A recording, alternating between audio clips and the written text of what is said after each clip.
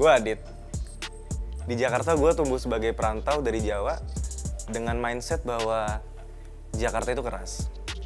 Tapi dari situ gue coba berpikir, kira-kira cara apa yang bisa gue lakukan untuk melunakkan Jakarta ini.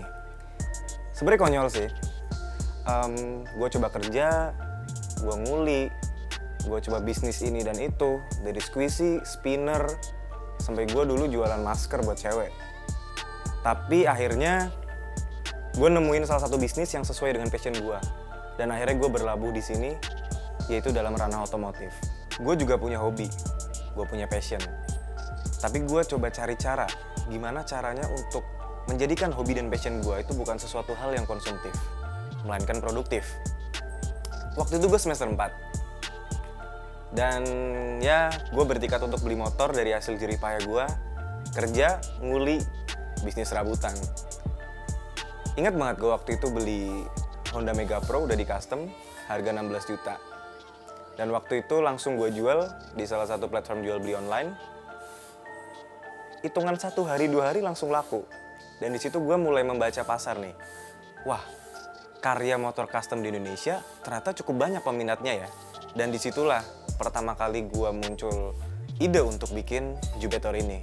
Sedikit kilas balik, selama gue berbisnis pun, gue punya partner sharing dari awal, yaitu Raka. Yeah, sometimes it feels like you are far away, God, and I hate it when people push me off to the side, especially when they are supposed to be the ones that love me, but they still choose to hurt and hate me. But I just want to be free because bitterness coming in and I am feeling all alone. Why do I feel so weak and discouraged? Leave me, I'm going home. Sebenarnya gue sebelumnya juga udah ngelakuin beberapa bisnis, baik gue sendiri ataupun Adit sendiri.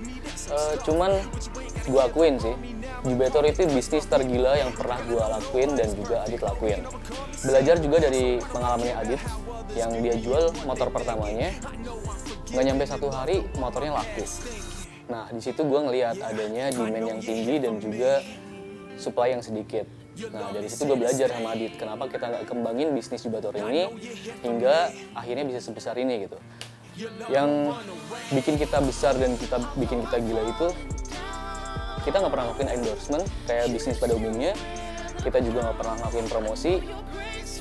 Cuman karena kita bisa menyuplai apa yang orang-orang butuhkan,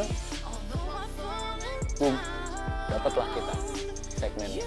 Dan justru yang nggak pernah gue sama Adit pikirin itu, dan juga kita bayangin, bisa loh sehari tuh 1, 2, bahkan sampai 3 motor laku dalam sehari. Di lain sisi banyak yang suka nanya, kenapa sih Jubetor bisa sepesat ini?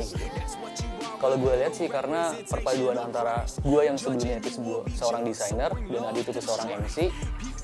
Di sini sih kalau gue rasa sebagai senjata marketing yang paling kuat ya, karena kita main di digital, kita butuh konten di sana, kita perlu pola komunikasi yang bagus. Ya itulah senjata Jubetor Indonesia untuk mendapatkan market dan segmen.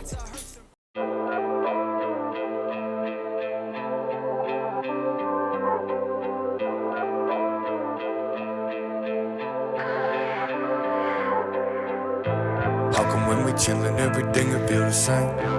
Feel the same. I just gotta know. How come when I pull up I'm like here we go again? Go again. That's why I just gotta know. Why we ain't been different? Why I feel the same every time we kick it? We just can't get with it. Ain't no fixing. Here we go again with another lie that's told in vain. Dari Jubetor Indonesia ini gue mulai berpikir dan menyadari bahwa ketika kita memulai suatu bisnis, pasti ada musibah, halangan, dan gak selalu berjalan mulus. Kayak waktu itu deh, gue memulai bisnis ini sebagai anak kosan, dimana gue cuma punya 1 kamar, dan dibatasi oleh ibu kos untuk membawa 1 buah kendaraan aja ke dalam kosan. Itu udah mulai jadi problem, karena gue sebagai pedagang motor jatuhnya, gue nggak bisa nyetok motor banyak-banyak, gue dibatasin. Sampai akhirnya gue mikir, kira-kira gue naruh nyetok motor di mana ya? Nah, akhirnya gue dapet ide untuk pindah ke sebuah apartemen. Gue nyewa di apartemen, gue masuk dan parkir motor seperti pada umumnya. Tapi ada problem waktu itu. Pertama, ketemu customer di basement panas banget. Kedua, knalpot kita kan ngeblar banget nih.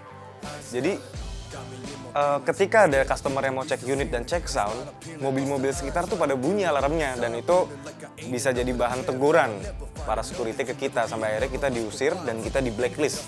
Baru seminggu parkir udah langsung di blacklist. Terus lanjut lagi kita pindah ke rumah kosong. Jadi ya ada rumah kosong, garasinya kosong.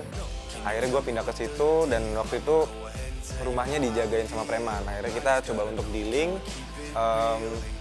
Kita pinjem, kita sewa selama 1 bulan, kira-kira bisa nyetok berapa nih motor di sini, bisa nitip nggak, bisa dijagain nggak.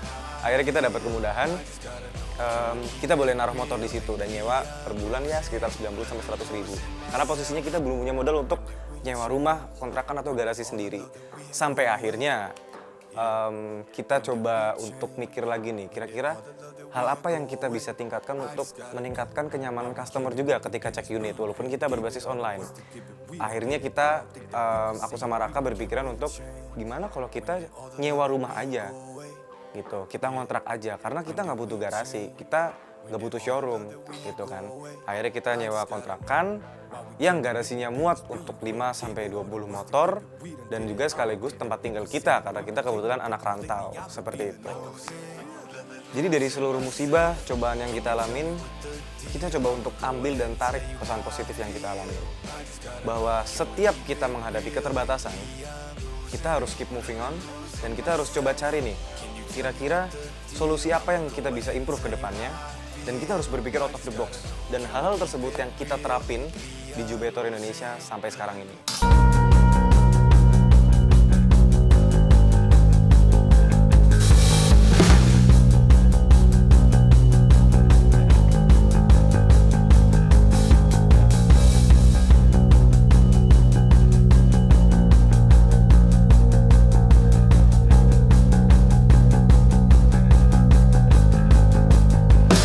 Nah, tips berbisnis buat anak muda sih, mungkin jangan terbatas pada pikiran bahwa setelah kalian selesai kuliah, lulus kuliah, mau kerja di mana atau mau kerja apa gitu. Coba rubah mindsetnya. Gue pun pribadi rubah karena tadinya gue mikir setelah kuliah mau kerja apa gitu. Cuman sekarang rubah jadi setelah kuliah gue mau bikin apa dan gue mau sama siapa. Karena ada satu pepatah yang selalu gue pegang dalam hidup gue, lebih baik jadi kepala semut daripada jadi ekor gajah. Terakhir dari gue sih, untuk anak muda ya, berbisnis, satu aja misalnya, jangan pernah nyerah untuk berusaha. Karena ibarat kapal, lu pasti bakal berlabuh di satu tempat ke tempat lainnya, ke pulau satu ke pulau lainnya, hingga akhirnya lu pasti bakal nemu tempat berlabuh yang paling pantas dan paling cocok buat lu beristirahat.